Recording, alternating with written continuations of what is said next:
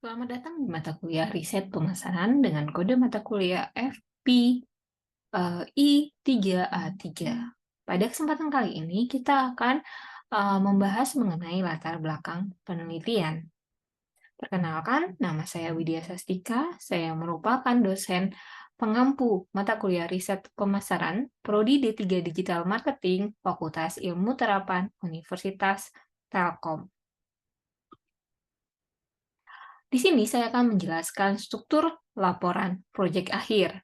Yang pertama adalah bab 1, yaitu pendahuluan, bab 2, tinjauan pustaka, bab 3, metodologi penelitian, bab 4, hasil dan pembahasan, serta bab 5, yaitu kesimpulan dan saran.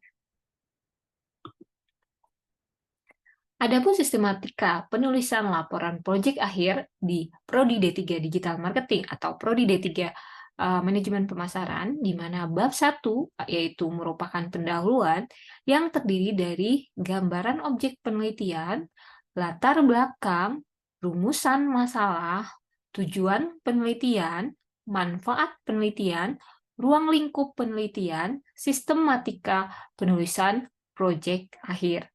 Nah, pada pertemuan kali ini yang kita bahas adalah di bab 1, yaitu mengenai latar belakang. Nah, di sini juga saya share gimana caranya menyimpan draft project akhir dikarenakan masih banyak mahasiswa yang salah mengirimkan file kepada dosen penguji dan pembimbing. Nah, di sini bab 1. Bab 1 adalah bab pendahuluan.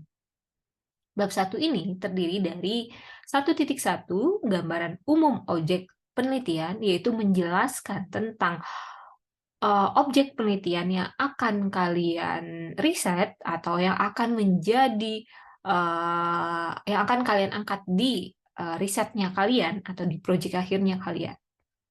1.2 adalah latar belakang, kemudian 1.3 adalah rumusan masalah, 1.4 adalah tujuan penelitian, 1.5 adalah kegunaan penelitian, 1.6 adalah batasan masalah, dan terakhir adalah 1.7 sistematika penulisan laporan proyek akhir. 1.1 yaitu gambaran umum objek penelitian, yaitu menjelaskan tentang perusahaannya, menjelaskan tentang UMKM-nya. Nah, di sini kalian bisa menjelaskan objeknya.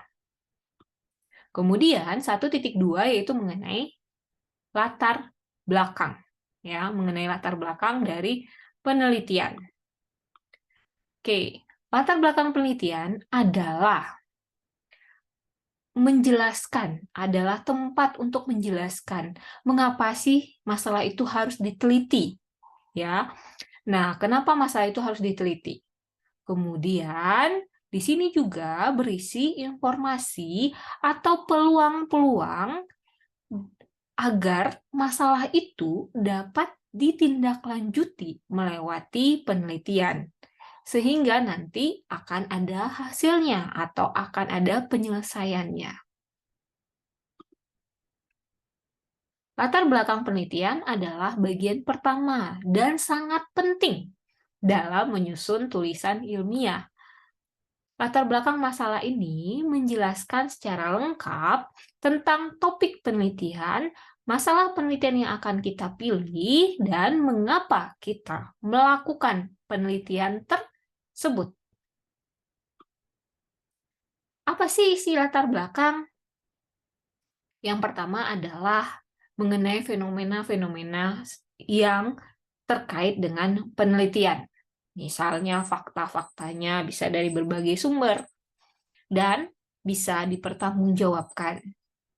Oke, kemudian yang kedua itu analisis data-data yang sudah diuraikan.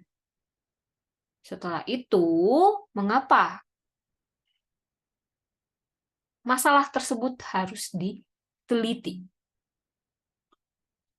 Di sini tata cara membuat latar belakang. Yang pertama, pembuatan latar belakang itu seperti segitiga terbalik. di mana diawali dengan hal-hal yang umum dan sampai mengerucut ke hal-hal yang lebih spesifik.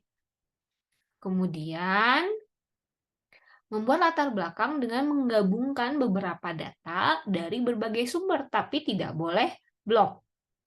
Yang ketiga, biasanya data sebaiknya ditampilkan dalam bentuk grafik, gambar, atau tabel. Oke, yang keempat, setiap data yang ditampilkan, kemudian yang bersifat naratif atau bersifat gambar atau grafik, jangan lupa dicantumkan sumbernya. Oke, nah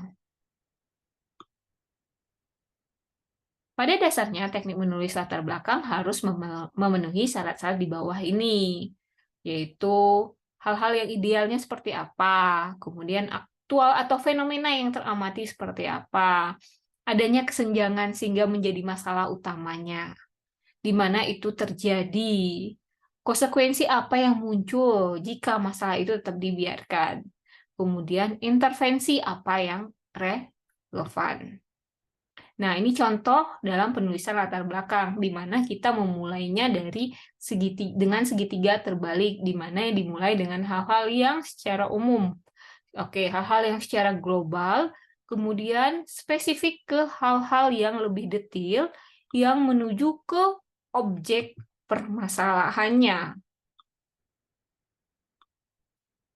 Oke, ini contohnya. Ini adalah salah satu piramida terbalik, yaitu di mana dari umum ke khusus.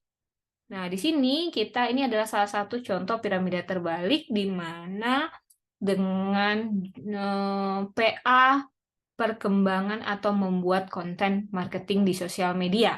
Di mana yang pertama kita secara umum yaitu global, kemudian terakhir itu dengan detail dengan sosial media pada perusahaan tersebut. Oke.